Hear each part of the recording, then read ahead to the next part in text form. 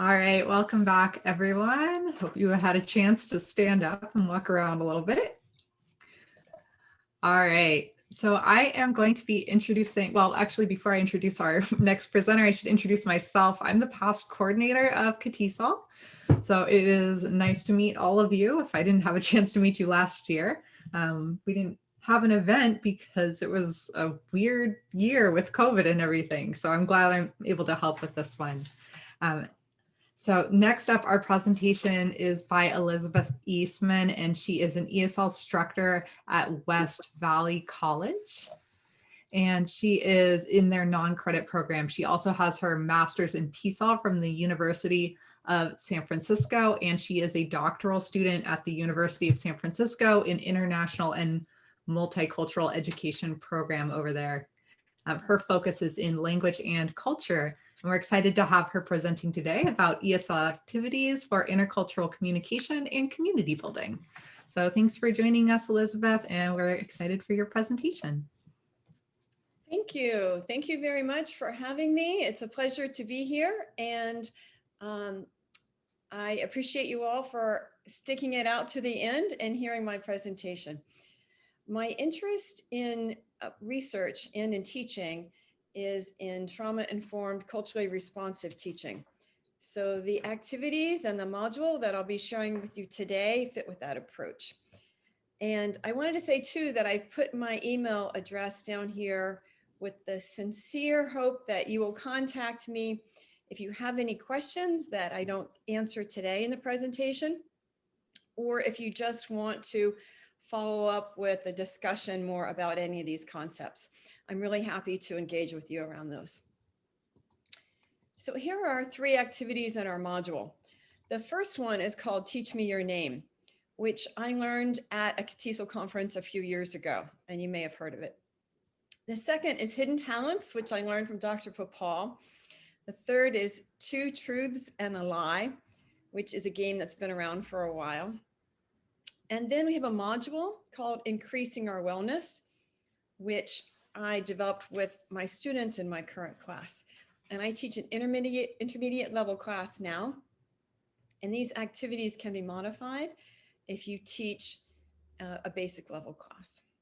Okay, so let me start with the components for trauma-informed, culturally responsive teaching, just a very brief overview. I've grouped them into 3 different kind of categories. The first one is increasing a feeling of safety, and that means physical safety when we're in a classroom, but also emotional safety when we're online. That means just very simply that our students know that people will not make fun of them. If they make mistakes, they don't laugh at them. And I can explain more at some point if you're interested in hearing more about how we establish a feeling of safety in the classroom, but those are 2 of the elements. A sense of belonging is very important, as we've talked about earlier in this presentation, that our students need to really have a feeling that they belong in the class, because there are not many places where our students do feel like they belong, but we can provide that for them. And then we want to be asset-based and strength-based. All of our students come to us with a wealth of assets, strengths, knowledges, ways of knowing, networks, resources, all kinds of wonderful community cultural wealth, it's called. And what we want to do in our class with this approach is that we want to draw out these assets and we want to use them in the class. And then we have community building, which, as Dr. Popal discussed earlier, is about creating a caring community where there's sharing, cooperation, and caring for one another. And then critical pedagogies is a big topic, which is beyond what we can talk about today, but it's part of the approach. And you can think of it as kind of boiling down to maybe looking at systems that are oppressive, and then looking at what people can do to start to free themselves from that oppression. It's sort of like thinking about teaching with having a social justice lens and having a bent towards social justice. It sounds like the ESL library has a great, is a great resource and has lots of content there. So that might be really good if you're interested at all in looking at those particular lessons. That might be really helpful. Now, critical self-reflection refers to the process that we need to all be engaging in as teachers, to be looking at our own biases and how we can start to address them, okay, so that we can grow as individuals and so that we can make sure we're providing our students with the most anti-racist and inclusive environment possible. This approach fits with relational pedagogy, which you may have heard about. Sean Jenright has said that what we need is not to think so much as teachers about what we know, but instead to shift towards thinking about who we are for our students to best serve them. Now, our goals for today, for our activities and our module. Of course, in all of our activities, we want to be increasing our students' language acquisition. That's why they're there. That's what we're going to do as our primary focus. But along with that, and in order to do that, we need to lower the affective filter, as Dr. Papal has said. We also want to deepen our students' understanding, respect, and appreciation for other cultures, and provide a sense of belonging for our students, build community, and as much as possible, help them to increase their positive sense of self, which comes, as you'll see from the activities, sometimes upon reflecting upon their own assets, their own strengths, what they bring from their background, from their own communities. Okay, so let's get into it. Our first activity is called Teach Me Your Name. And you may have heard this, but the sweetest sound in any language is the sound of our own name. And I think that you may have experienced, as I have, a time where somebody mispronounced your name or didn't bother to learn it correctly. And you know it doesn't feel good. What's also not good is when someone gives us a nickname that we don't want, right? We never want to do that to our students, or somebody will give us a name so that they can pronounce it more easily. And we never want to do that for sure. So in this activity, what we want to do is ask students near the beginning of the semester or quarter or section to how they pronounce their name. And we want them to teach us how to say it correctly. And as teachers, we want to role model this.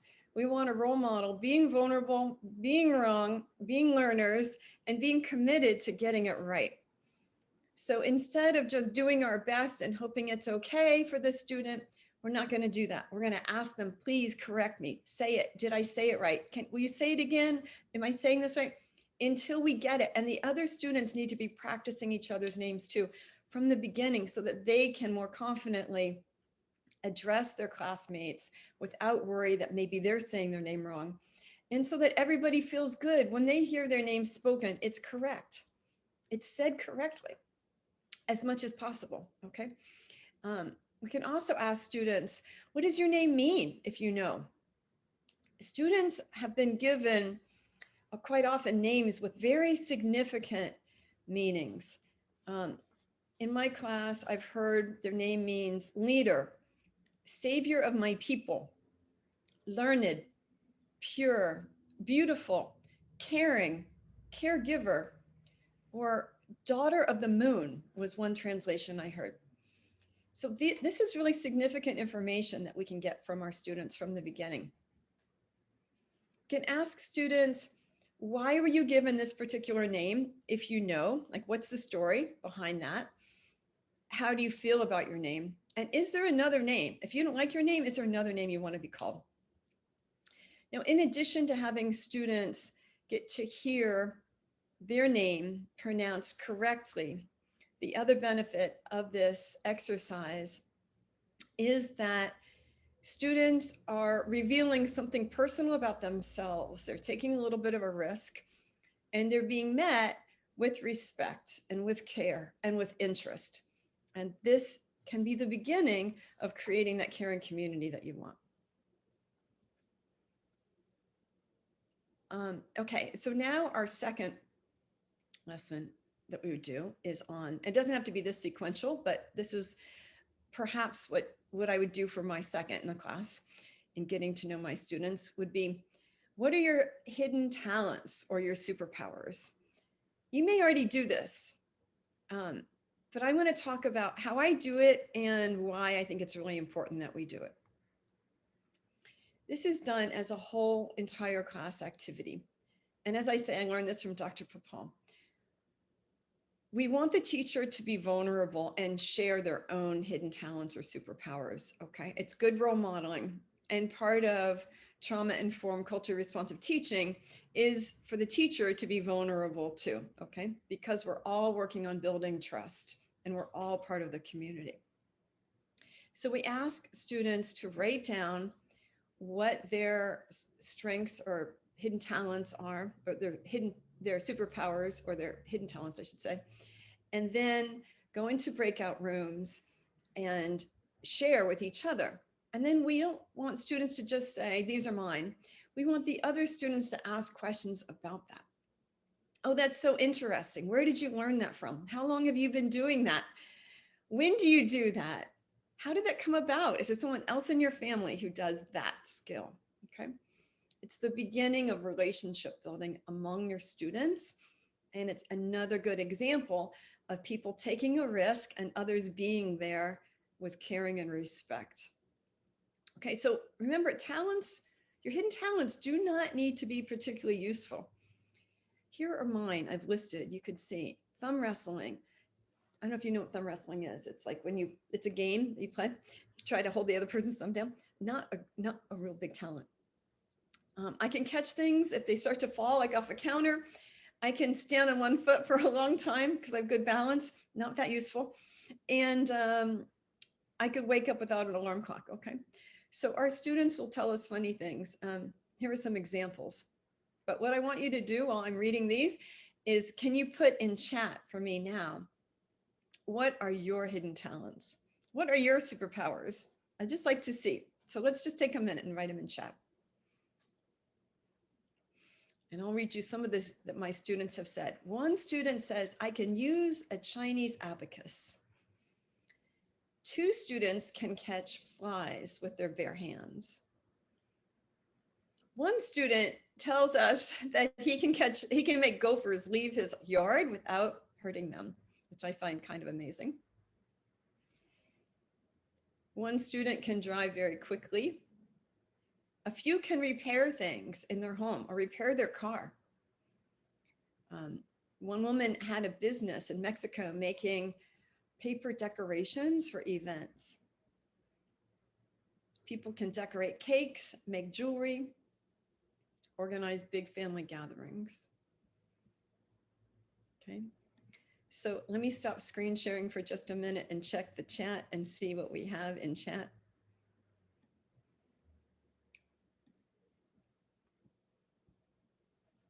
I can cook pies. I can make brownies. Yay. I can make tasty brownies, in fact. Ceramics. Cross stitch. Wonderful. I can find any book in my library by the cover. Okay, fantastic. I'm good at finding parking places. Can stand on my head. Can revive dying plants. Oh my, I can get lost easily. Okay, part of the benefit, thank you all. And part of the benefit of this activity is you're helping to lower the affective filter because you are using humor and you're making it a fun activity too. Okay, thank you. So please feel free. Thank you all for putting things into chat. I really enjoy reading your special talents.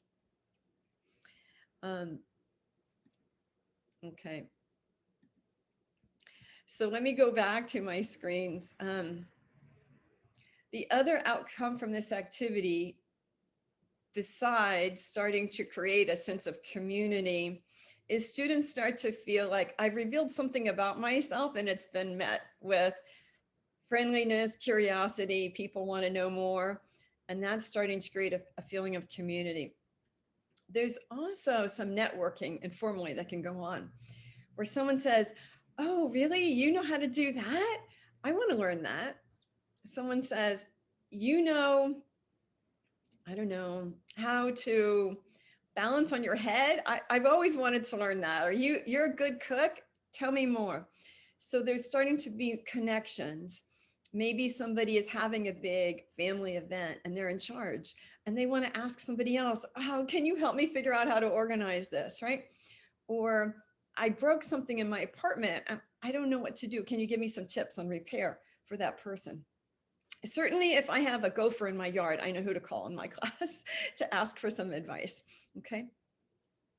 So you can think about how you're going to encourage this so students can enjoy the activity and they can start to make some connections and hopefully build some friendships. Okay, two truths and a lie has a similar outcome. And you may have played this before. So I tell my students, because a lot of people have never heard of this game, that what you want them to do is to write down 2 facts that are true about themselves and one that is not. Okay. So while I'm talking about this, you might start to think about this, but your group mates, if you were doing this, would be trying to guess which is the lie. Now, one of my students didn't feel good about lying, and I had to reassure her, it's just a game. It's like a puzzle, so don't worry. Okay, so you want to have students understand that you want them to write down 2 things that are true, one that is not, and then to make it a little tricky, okay? Because if you don't make it tricky, people can guess too easily. Like if I said I speak 12 languages, you would probably know really quickly that is my lie, okay? Okay, so here are mine, you can guess. When I was younger, I had a business as a pet sitter. And this is not a picture of me. It looks sort of like me. That's not me. Okay, okay, some big dogs. I've run 2 marathons. And when the pandemic is over, I plan to visit Australia and Morocco. Which is the lie? My students know me pretty well because I've had a group of students for a while and they couldn't guess. The lie is number 2. I've only run 1 marathon, not 2. So that's the lie, okay? All right. All right, so what I've learned about students. I have one student who's about 30 years old, happily married, and has 2 children. And she told us she is the 4th wife to her husband. I mean, he's been divorced the other 3 times. He's not, you know, but he was married and divorced 3 times before her. And I found that fascinating because I think, wow, she's got to have a lot of trust that this guy is not going to make her the 4th divorcee. A student let us know that she was pregnant by using this game, which was kind of funny because she had just gotten married. So we were all very surprised that she was already pregnant. And nobody guessed that at all. And on Zoom, you couldn't tell. She was showing, but she had to stand up to show us. So students use this as a way sometimes to communicate something that they do want to tell us. And then I've had students reveal things that I never would have known about them otherwise. We have an expert ping pong player who competed nationally. We have a very, very skilled Tai Chi teacher. We have an accomplished horseback rider, all kinds of things that we would never know if we didn't do activities like this to ask, right? So this goes back, this activity and the previous one actually both go back to accomplishing our goals, which are lowering the affective filter, remember, providing a sense of belonging, building community, increasing a positive sense of self, which comes from reflecting on what we know, expressing it, and then having other people say, oh, wow, that's pretty interesting, or tell me more, right? That can increase our positive sense of self. And then we can also deepen our understanding and appreciation, respect for other cultures when we hear about and learn about other practices. Like the Tai Chi instructor is a good example, okay?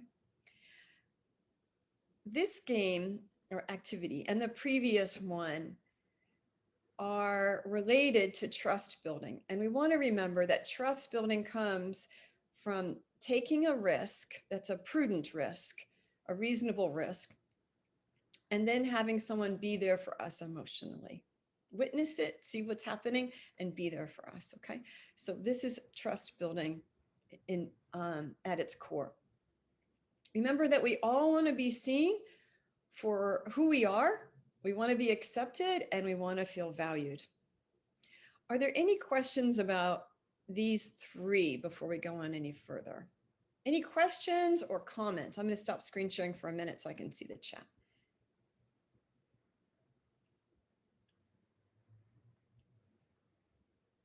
Okay, so some people have already done it. Okay, great. How do you translate these activities for beginning students? Students who don't have very much English yet. Many of them seem awesome but complicated. Okay, great question. I think that with Teach Me Your Name, giving examples, showing pictures, right? We always want to use visuals. As if you've been a student of Dr. Prapal, you'll know, use visuals, use examples. And first we explain it, then we model it, and then we have other students do it also so that they are examples. So I think students can get Teach Me Your Name. The second one of hidden talents, I think is not very hard either for students to get. It's the same thing. If you use visuals, use lots of examples, use yourself, I think that's okay. I think they'll get that. And then for the third, two truths and a lie, it takes longer to explain. So you can explain it as it's sort of a puzzle. And there are two things that are true, but I would do it visually, lots of pictures, and have them guess. So it wouldn't just be my example, but I would also be asking, I'd have somebody else's example up there and say, which one do you think is not true, right? And which one do you think is true? You just have to guess. I think students can usually get it. Great. And then Tammy put into chat, the library has these sets that could be great for some of these activities. Thank you. There's a great resource for us right there. Okay.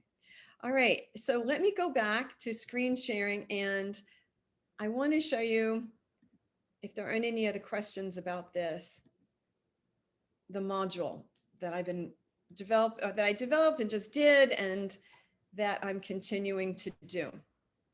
To some degree with my students now, actually, as we've moved on to another module, we're still integrating it, and that's on increasing our wellness. Okay, so if you teach life skills, you can totally justify this as a module, because life skills are usually how to go to the doctor, how to go grocery shopping, right? How to use the ATM, whatever your students are needing to learn. But if you look at this, is the immigrant integration framework that was developed in the Bay Area with research, with the work of community colleges and adult schools. Okay, it is called the Immigrant Integration Framework, developed by Allies, which is the Alliance for Language Learners, Integration, Education, and Success. And there is the website at the bottom. So you can look at this document online if you want to, and read all about how they apply it and the research behind it. So this shows we have 8 different areas that we can work on with our students. We have English proficiency up here as one of them, but look over here, we have health and well-being.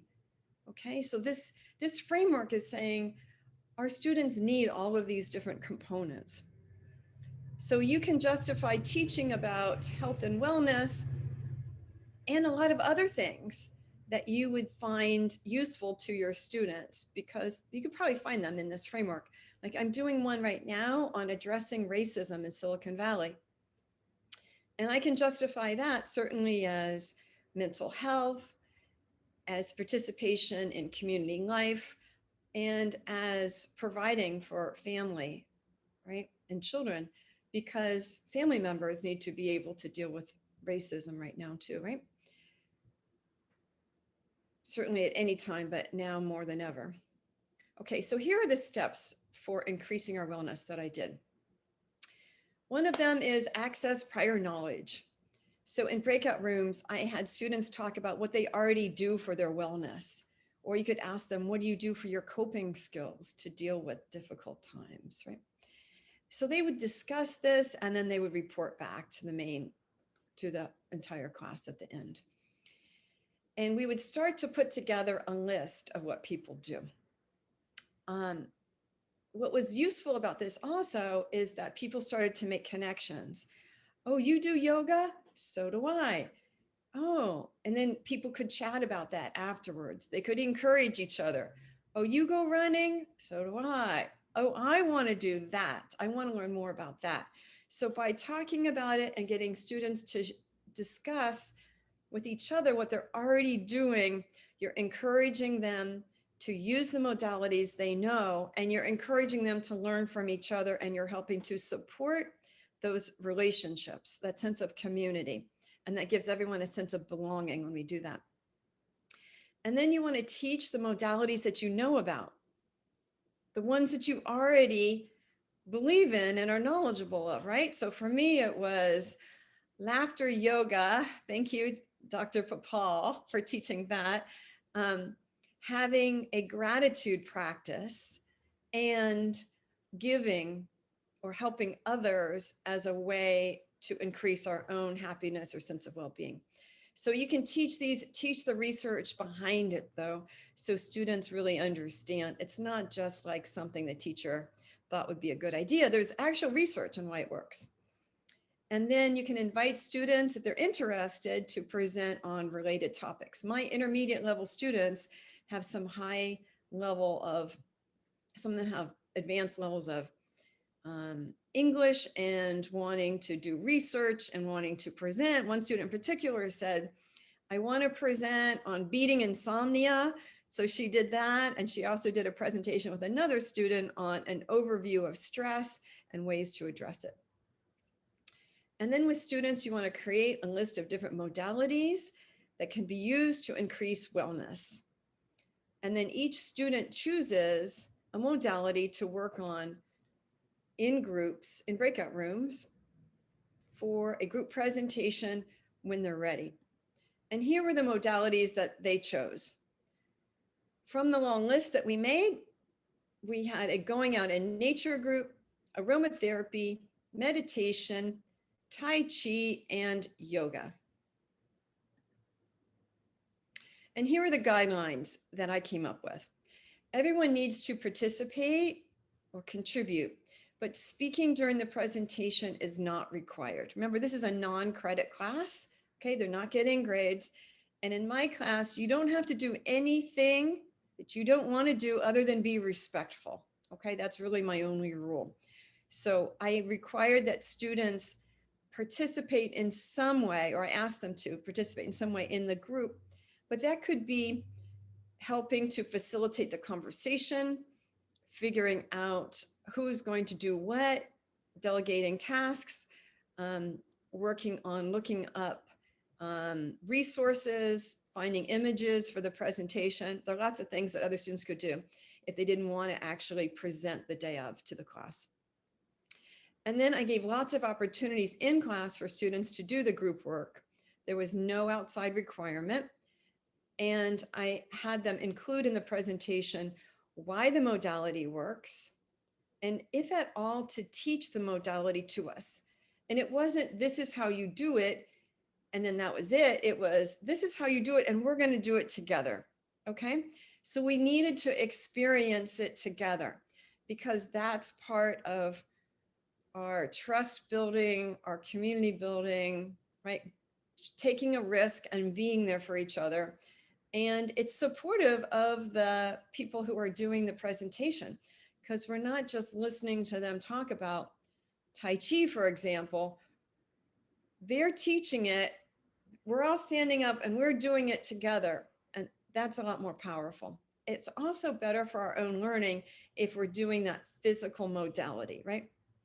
And then I asked students to include either slides or other written material, because a lot of students, probably all of us included to some degree, learn better from seeing as well as hearing. I don't know, maybe that's not true for you, but I think a lot of people are that kind of learner, where it helps to see the material as well as hear it.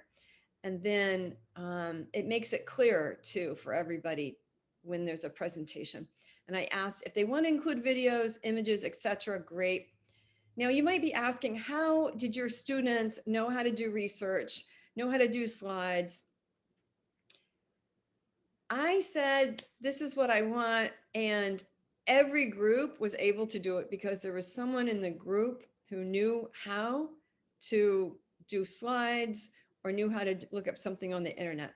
If you have students who don't, then you can certainly work with them. But in my groups, there was somebody in every group who did, or there was one group, the Going Out in Nature group, didn't know anything about doing slides, doing a presentation. They'd never done a presentation, but they looked it up on the internet and they did a fabulous presentation for us that included a video that they made and that they then embedded into their slide presentation. And then I have an assistant teacher, she's a volunteer, and I had her proofread all of the slides before the presentation to correct for grammar and to make sure it was really clear.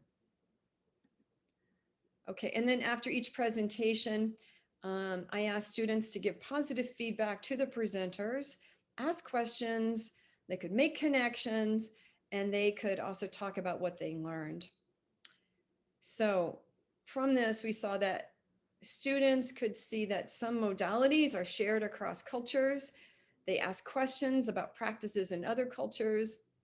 They made connections, and all that was very beneficial. There was one student, for example, who said after the aromatherapy presentation, I feel so proud right now. She was not in the presentation, but she heard the presentation, and she said, my country, Iran, does a lot of making of perfumes and essential oils. So for you to do your presentation on aromatherapy just made me feel so proud of what my country does. So that's something that I wouldn't have guessed could come from this, but we have people also starting to use these modalities. So now I can say before the weekend or at the end of class, okay, what are you going to do this weekend for your wellness? Anyone going to go out in nature? Who's going to practice a little Tai Chi? Or on our break, I can say, it seems like maybe we could use a break just to do a few yoga moves. What do you say? So we all have the same basic understanding of what these modalities are and how to use them. We've experienced them together, and there's a lot of power in experiencing something together, all being new at it, or almost all of us new at it, right? And having it be okay that nobody is an expert, but that we're all there to support each other. So we're all taking risks and offering support to one another. Okay, so I've done a lot of talking. There's one thing I didn't tell you though, and that's, I just have to put in a plug for trauma-informed culturally responsive teaching. If you're interested at all, I just have to tell you that I've seen really positive results from using this approach. I've seen that students see an increase in their motivation to learn. They talk about feeling inspired to learn more and to study harder. Their confidence is up, their attendance is improved, they participate more, and they report a positive sense of self, an increased ability to cope, and for some people, improved mood. So thank you all for listening, and I'm happy to take questions or comments. Let me stop screen sharing and I'll go to the chat. Okay, great. Do you end up including students' ideas into class on a regular basis going forward? Yes, I do. I'm glad you said that. I do. Part of my approach to teaching is that we share power. So I'm looking for students to give me input and feedback, give me their ideas. I tell them, this is your class. We have a lot of flexibility what we do. And I want to know from you, what you need, what you want, what you think, what's going to be helpful to you. Another way that I share power, and this is part of culturally responsive teaching and trauma-informed teaching, is I have a student advisory council. So we had elections. It was right before, before the presidential election this year. Students had to run for office for this position of being on the student advisory council. And all they had to do was say why they wanted to be on it. And then if they had their own vote plus one other person voting for them, then they were on the council. So I meet once a week with my student advisory council, and they give me what they're hearing from other students. You know, like, I think we need more homework. I think we need this. They give input, and then I also give them extra time. It's sort of a way to mentor them. It's a way to get their feedback, their ideas. I give them more responsibility. And it's something that I learned from another conference you might want to incorporate. Okay, so I see, thank you. We have about 5 minutes. I'm going to try to end on time for sure. 5 more minutes, okay. What else do we have for questions? Would students have to be able to proofread their own presentation materials? Yes, I would. The teacher would go over the materials with them and say, okay, I mean, it's not that the students send the materials to the teacher and have them proofread it.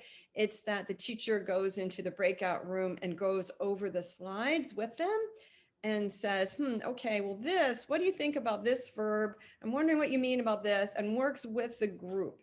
So it's really a group effort for what they're going to present. And it's not one person's slides. It's really a combination. So the teacher can work with them and help them to see what they can and what they need to correct to make their lesson clearer and more accurate. How much time did you allot for the module start to finish? Breakout rooms. Okay. Well, because it's non-credit, we can take forever if we want to. Okay. So what I do every day is I structure my class with welcome, a warm up, sometimes pronunciation practice, asking if they did the optional homework, checking in about anything that needs to be done today, going over the agenda. We always have a time for breakout rooms. So I spent, let's see, probably about 3 weeks of giving them time in breakout rooms. I teach Monday through Thursday. So I would give them, for about 3 weeks, I gave them about 35 minutes probably a day to work on this. And my policy is I don't go into breakout rooms unless they ask me to, because I want it to be that they don't have to worry the teacher is going to pop in and overhear them. So I think they like that freedom. They can always ask me for help, and I can go join a breakout room if there's a problem, but I let them do their thing. And then when they were ready, then they said, okay, we're going to be ready by Tuesday. And then I would make sure the presentation was good to go. The assistant teacher had checked it and it was fine. And everybody in the group felt they were ready. I didn't want anyone to feel rushed or pressured. So when there was one group that had finished, they had already presented, then I gave them something new to work on. Or I asked them, okay, you enjoyed working together. Great. What do you want to do for your next presentation? Or do you want to just discuss a new topic? So I let them continue. So on a different topic in the breakout room while we were waiting for all the other groups to be ready. Let's see. Okay, there is an art of grouping and the zone of proximal development. Yes, for sure. Thank you for your positive feedback that you're feeling inspired. Let's see if there, thank you so much. If there's any other questions, would someone like to unmute and just ask me a question in case I've missed it? Is there a question about this activity, any of the activities, or about the module, or about this approach in teaching? We have another minute if somebody wants to unmute. Hi, I will ask you a question. Thank you. So when you have the students, when the teacher's assistant corrects their work, are the students present so that they can kind of explain like what's going on? And Yeah, exactly. The teacher's in there with them, working with them on, okay, well, I'm wondering what you mean by this, or, is this the verb you really wanted? Because we're in the past tense, or, like really trying to, in a very supportive way, Mhm. correcting in a way that's really helping them to see what the answer might be. It's certainly never, this is wrong, this is no, this is no. It's really working with them in a supportive way to help them to improve. Yes, I love that because then they kind of internalize what's going on. Yeah. Thank you. Great. Any other questions? I would like to make a comment, Elizabeth. First of all, thank you so much. That was a great, great presentation and so inspiring for community building among our ESL students. So thank you so much. I would like to share one LTI, which is external tool that we can use in our Canvas shell. If you're using Moodle, it can be also used in Moodle. It's called Name Coach. Maybe you've heard about that. So Name Coach provides the pronunciation of all names in your class, which is amazing. And I will maybe quickly, I know I'm just checking the time, but maybe quickly I can just show you this. Can you see my screen now? So this is my signature, and in my signature, you should be able to see Hear My Name option.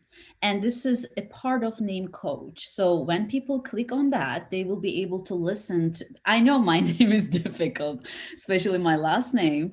And people love this feature because instead of just asking when we meet how to pronounce, they just listen to this.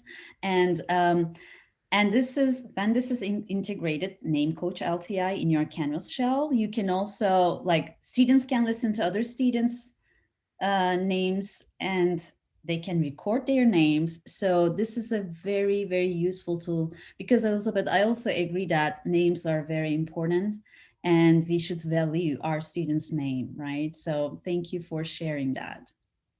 Thank you. That's a great resource. I really appreciate that.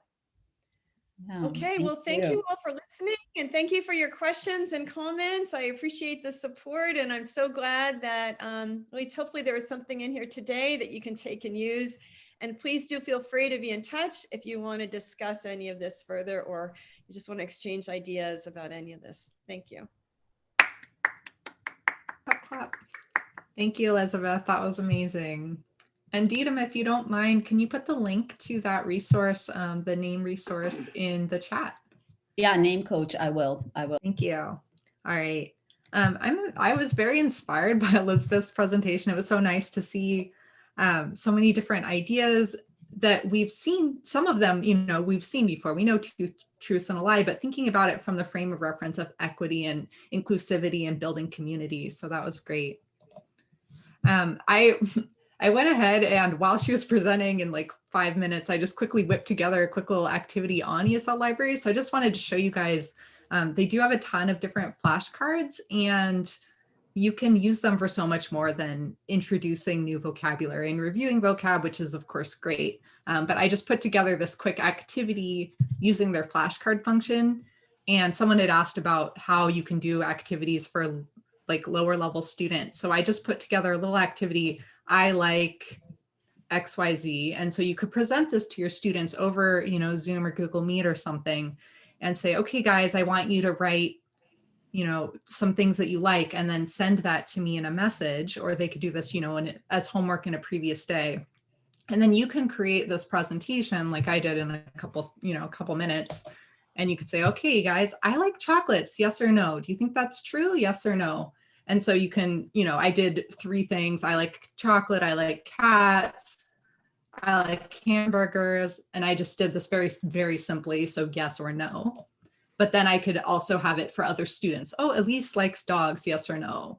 And I'm scaffolding a little bit here by dropping the yes or no. Elise likes croissants. Is that true or false? Yes or no? And then you can go on to like, do you like yoga? So anyway, there's so much on there, and because you can customize the text and you can create your own custom sets. This took me, like I said, like 5 minutes. So I just wanted to point out that there's so much you can do. And you have that resource now if you use that 2-month code. So I just wanted to share that idea while I was thinking about it. Let's go ahead and pick the last winner, speaking of ESL Library. And so I'm going to go ahead and drum roll here, choose our last winner. And for the day, that is going to be Yun Xie. Woohoo! All right, I hope I got your name somewhat close. Sorry if I didn't. So I'll go ahead and reach out to you over the chat to make sure I have your email address. And I'm going to hand the floor over to Deedam, who's going to give us a few closing remarks and talk about some exciting opportunities for us. Hold on, I'm writing congratulations, Jan, in the chat box. Let me finish that. Okay, perfect. I thought we were gonna have a break in between, but if you're not having a break, that's fine. Because I know that I don't want to lose anyone. I'm just checking the participant list. I still see 54. Oh my God, this is amazing. And thank you so much for staying so long. This is really amazing.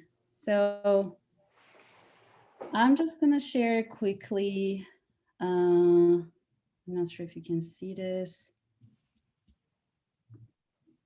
Oop. It works? Yeah, we can see okay, Deedam. Oh, okay, great. So thank you so much for great presentations. Oh my God, this is so inspiring. And thank you so much for staying so long.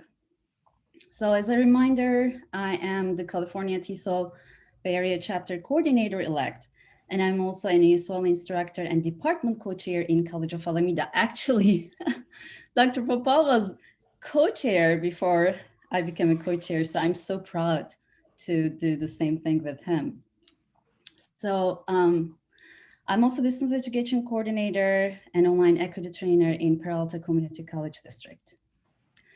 So thank you all for joining the California TESOL Bay Area Chapter Conference today and making time to listen to all these great presenters today. We are all educators and we're all teaching classes, and this is a busy time for all of us. So we really appreciate your time today. I also would like to thank Dr. Popal for his great speech. I always personally find something that I can apply in my teaching from Dr. Popal's insights. So hopefully you will feel the same. So the theme of today's conference was so meaningful as we are experiencing difficult times because of the pandemic. More than a year ago, all our lives transferred into a virtual environment, and some of us have been affected more than others. And we can say that linguistically and culturally diverse population came at the top of this list, who have been affected the most. And as our keynote speaker, Dr. Popal mentioned this morning, right? So as ESOL teachers, we did our best to close the gap this digital divide created and worked harder to make the education more accessible for our student population. But it wasn't an easy job though, right? Because most of our students did not grow up with this technology, or even if they did, they needed to share the technological devices in their homes with the other members of their family. And it was a big, big challenge, right?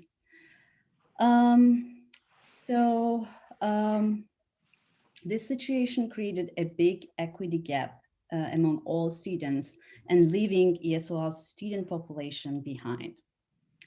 So what can we do?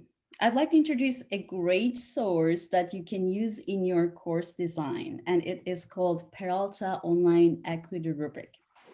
The name is Online Equity Rubric, but actually you can use it in your face-to-face classes as well. So I'm not going to go over, of course, because of timing, I'm not going to go over all the criteria in the rubric, but I would like to just quickly mention a few things that was mentioned in this Online Equity Rubric. And I'm going to share the link in the chat box. So the first one is technology. So when we talk about technology and ESOL population, of course, the first thing comes to mind is what? Digital divide, right? Because of the reasons I just mentioned. So this criterion in the rubric supports the idea that technology requirements should be explained clearly in the syllabus or in your, if you have orientation module, in your orientation module. And also guidance should be provided about like how to use this technology. So for example, if you create an assignment with some requirements like complete your assignment in a Google Doc and attach an image at the top and save it as a PDF and submit it via Canvas. Oops, what happens? You lose your students. So because you're talking about Google Doc, you're talking about attaching an image, and you're talking about like saving it as PDF. So all these things sometimes might be too much for our students, right? So what can we do? The basic thing we can do is to provide guidance and explanation about how to do all these things. Please don't assume that they know what they're expected to do, because many students don't even know what Google Doc is. So, Hey, Dita, sorry to interrupt. Yes. Do you mind clicking the share button to see if it'll make it a little bit bigger for us? yeah, of course. This one, you mean? Yeah, perfect. Thank Okay. you. And the other things, okay, what happened? Am I still sharing? You're still sharing, but it went out of share mode. That's okay. It's no problem. Okay, let me try again. I'm sorry to interrupt, but I think if you click on the slideshow and turn it into a slideshow, that you will get a bigger screen. Okay, can you say it again? Yeah, Like, on this screen, go up to slideshow, click on slideshow. You have transitions, animations, slideshow at the top. oh, okay, here we go. Click on slideshow, right, and then click over here, play from the start. Okay. Oh, okay, it worked as well. Yeah, that will help, yeah. Then you just have to I click think ahead. it's my first slide, right? Yeah, there you go. Okay, yeah. There you go. Let me quickly explain the second one, which is student resources. So this is another important thing because student resources don't exist in all cultures, right? In some cultures, we don't have campus resources that students can go back and refer to, right? So it's very important for ESOL students to be explained what they are. So for example, we're talking about DSPS, right? So they may not know what it is. So in your syllabus or in your Canvas shell, or if you're using Moodle shell, please explain what student resources are and how students can get benefit out of them, right? Because many cultures don't have these sources, and they're free and they should go use them, right? Last thing I want to mention, as you see, there are 8 criteria, but I'll just go jump into E5, which is images and representation, because we are all teaching online and we are using, images from different sources. And sometimes we don't have time to think about the image we choose to use in our classes. It can be for presentation slides, or it can be your Canvas shell, but please think of the images. Do you think they are underrepresenting some population, or maybe they are not representing at all, or maybe misrepresenting some population? So please take another look and think twice before you use an image in your class. So this is very important. Sometimes it can be age, sometimes it can be race, sometimes it can be maybe a gender, right? So it's very important to think of the images we will be using in our classes and make sure that people or students feel represented. So let me check. Oh, so this is all quick reminder about a Peralta Online Equity rubric. I'm going to put the rubric in the chat box so that you will have a chance to use it in your own class. And also, and if you have any questions, please feel free to email me, because I'm also an online equity trainer. So I will be happy to help if you have any questions with that. So the last thing is reminder. I would like to share with you. So Bay Area chapter board nominations are open now. So please feel free to nominate yourself. So self-nominations close on May 10th. And so you can, if you want to, you can just fill out the form. It's a very simple form, and I'm going to put it in the chat box now. You can just go and fill out the form and nominate yourself for become a board member for Bay Area chapter. And voting will begin in mid-May, and then handoff meetings for new board will be in July 2021. And I'm looking at Tammy because I'm just checking the timeline is correct, right, Tammy? Yeah, that's right. And I can, right after you finish, I can show what the presentation or what that form looks like and share my screen. I'm going to put the link in there for you in the chat, Deedham. Okay, thank you so much. And the other thing I have, do I have another thing? Oh, no. Okay, that's all I have to share. Thank you so much for staying this long. And thank you for the presenters. Thank you, Dr. Popal. And thank you, everyone. It was great to listen to you all. It was so inspiring. And we hope to keep in touch. Hopefully, please feel free to share your email addresses in the chat box. So hope to see you soon again. All right. And just, I really want to underscore that we cannot do events like this without support. It's a small team of us that are doing this, and it doesn't really need to be a lot of work. We meet virtually about once a month or once every other month, depending on what's going on. Obviously, preparing for events like this, we do a little bit more meeting together, but it's the little tiny bits of support from everyone that really makes a difference. So this is what the nomination form will look like. If you yourself are completely unable to participate, or it's just, you know, you've done this before, you're doing other things, that's great. Thanks for all the support you've given. Let another educator that you know about this opportunity. So we're a small, very engaged group and community, and we would love to have you join us starting this summer to help us put on other events and educate other people. Thanks everyone for joining us today. And we'll be sending an email out afterwards with a link to the recording and as well for the PDFs, and then the information with the code in case you didn't have a chance to enter yourselves for the ESL library 2-month access. All right, so let me say thank you to everybody. For those of you who have joined us, it's my pleasure to be seeing you all and to be working with my great team. This is not a one-man show. I feel very much privileged that I have the great team. And as you know, it's not easy to put up this kind of event. It's just a small event, but sometimes small is not that really small. Big things come from small packages.